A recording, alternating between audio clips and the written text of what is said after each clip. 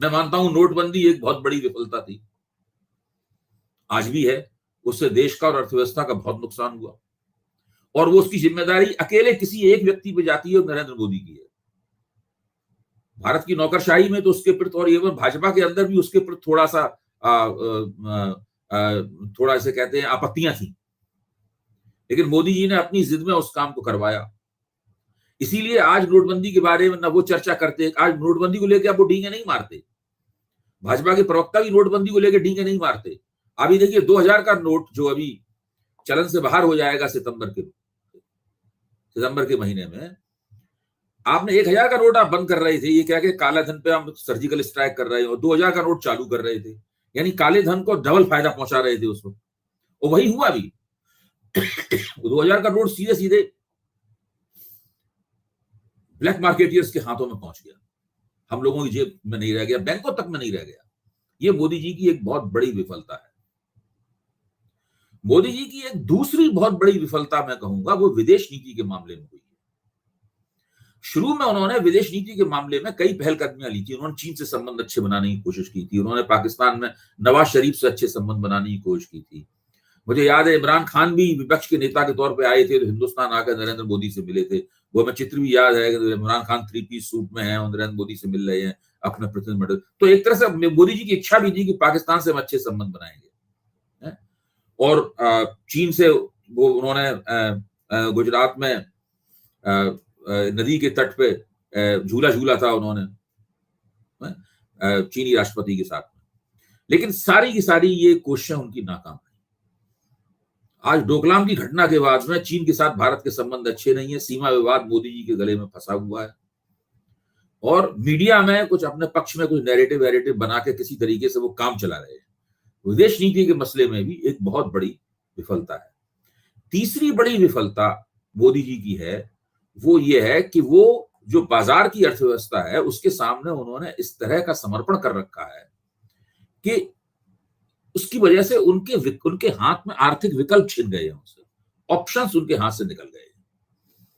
आज सरकार आमदनी के संकट की शिकार है, इसलिए बड़े पैमाने पर उसे तेल से होने वाली आमदनी में कोई रियायत नहीं दे सकती। यह बहुत सारी दिक्कतें हैं। मोदी जी अर्थव्यवस्था का जो ग्राफ है उसको सुधारने में नाकाम रहे। उसके बारे में भी एक झूठ और गलत नैरेटिव बना के किसी तरह इधर उधर के आंकड़े जुटा के अपना काम चलाया जा रहा है।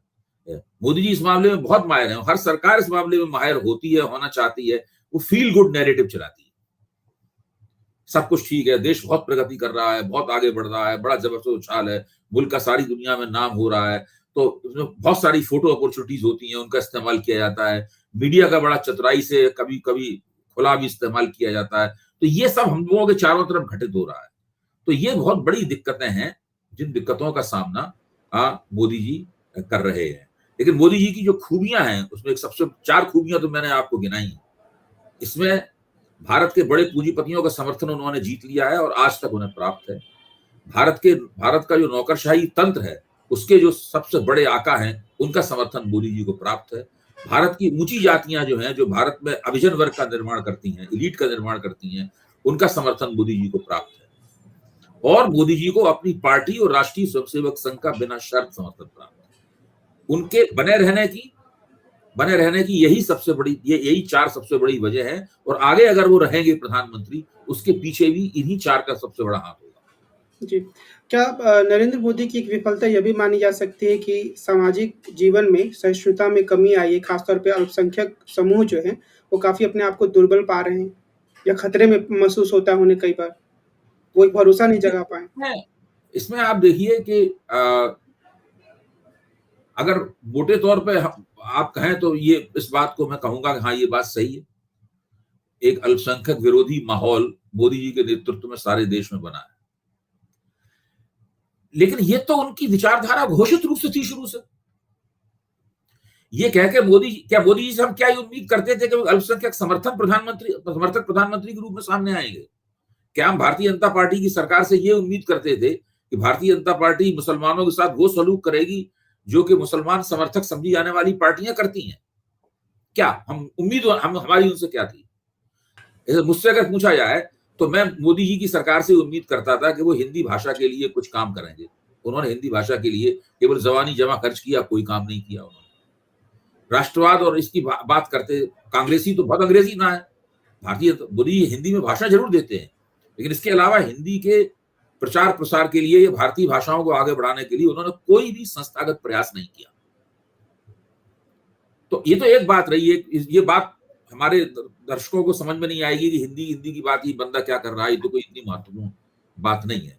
लेकिन मोदी जी से यह उम्मीद करना कि मोदी जी हिंदुस्तान की जो सेकुलर राजनीति की एक धारा है, उस धारा के अंग बन के सरकार चलाते, तो ये जो आरोप मोदी जी पे लगाया जाता है, आरोप सही है, लेकिन इस आरोप का कोई प्रभाव इसलिए नहीं पड़ता कि मोदी जी को वोट देने वाले भी नहीं मोदी जी से ये उम्मीद करते,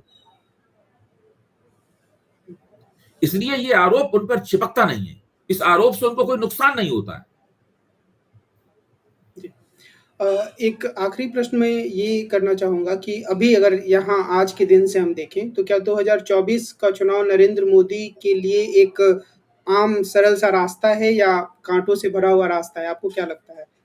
देखिए, चुनाव जीतना हमेशा कठिन होता है, और वो भी तब जबकि आपके वोट जो हैं वो 40% के दायरे में पहुंचे ही नहीं है, और आपको 37% वोट भी मिलता है, वो दरअसल आपके कैचमेंट एरिया में, आपको जो प्रभाव क्षेत्र है वहां, उसका ज्यादा बड़ा हिस्सा वहां से आता है। उत्तर प्रदेश से आता है, गुजरात से आता है, महाराष्ट्र से आता है, इन इलाकों से आता है।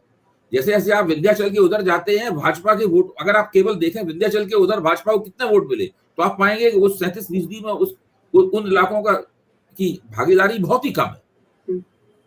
तो मोदी जी का सबसे बड़ा संकट ये है कि वो उनके वोट जो हैं वो 30% का दायरा तोड़कर 40% के दायरे में कैसे पहुंचेंगे। अभी तक उनके पास उसका कोई तरीका नहीं है। बीच में उन्होंने एक सुरसुरी छोड़ी थी कि हम पसमानदा मुसलमान समाज से अपने संबंध अच्छे करेंगे। सुना ही जाता है कि कुछ भाजपा ने कोशिश वगैरह भी की, राष्ट्रीय स्वयंसेवक संघ ने इस तरह की बातें कही कि भाई उनका भी डीएनए है क्या, लेकिन जरा व्यवहारिक रूप से जमीन पे कुछ होता नजर नहीं आया। जो मुस्लिम विरोध है उसमें कहीं से कोई कमी नजर आई नहीं। अभी देखिए दिल्ली विश्वविद्यालय के कॉलेजेस में इतने तमाम नियुक्तियां हो रही हैं, एक मुसलमान असिस्टेंट प्रोफेसर को नियुक्त कराना मुश्किल है वहां पर। भाजपा आज भी किसी मुसलमान को टिकट नहीं देती, पंचायतों में और नगर पालिकाओं में टिकट देने लगी है, लेकिन विधानसभा के स्तर पे तो वो टिकट देती नहीं है। अगर कहीं टिकट दे देती है किसी को तो बहुत बड़ी खबर बन जाती है कि भाजपा ने उसको टिकट दिया है। तो अभी भी वो जो पसमानदा मुसलमानों को सुन्नी अशराफ शिया सुन्नी और शिया अशराफ मुसलमानों के नेतृत्व से निकालकर भारतीय जनता पार्टी के साथ जोड़ पाने में मोदी जी ने कल्पना जरूर की है, इसकी एक रणनीति भी उन्होंने थमाई है अपने कार्यकर्ताओं को, लेकिन ये हो नहीं पा रहा है मुझे लगता है। तो वो एक स्रोत है, अगर पसमानदा मुसलमानों को भाजपा अपनी तरफ खींच ले, उनके एक बड़े हिस्से को, तो ये जो 37 से 40-42% का जो गैप है, अंतराल है, ये गैप वो भर सकते हैं। जी। और विपक्षी दलों के लिए कुछ संभावनाएं हैं, उनके सामने ये चुनौतियां हैं? विपक्षी दलों के लिए जो जितनी संभावना है, मुझे तो वो उसमें ममता बनर्जी के वक्तव्य में ही दिखाई पड़ती है। कर्नाटक चुनाव के बाद ममता बनर्जी ने कहा था कि जिसका जहां दबदबा है उसके खिलाफ उम्मीदवार मत खड़े कीजिए, ना मैं खड़े करूंगी ना आप खड़े कीजिए। अगर इस फार्मूले की, अभी बिहार में रैली होने वाली है, वो भी ममता बनर्जी ही प्रेरक शक्ति हैं, तो वो अगर ये इसके इर्द गिर्द अगर विपक्ष अपनी चुनावी रणनीति बना पाए, तो भले ही वो 67 और 77 जैसी एकता ना हो, इसमें सत्तारूढ़ कांग्रेस के खिलाफ वो एक उम्मीदवार सब जगह खड़ा कर पाए थे, तो मोदी जी को बहुत मुश्किल हो सकती है। यहां तक कि मोदी जी की 70 से 100 सीटें भी कम हो सकती हैं।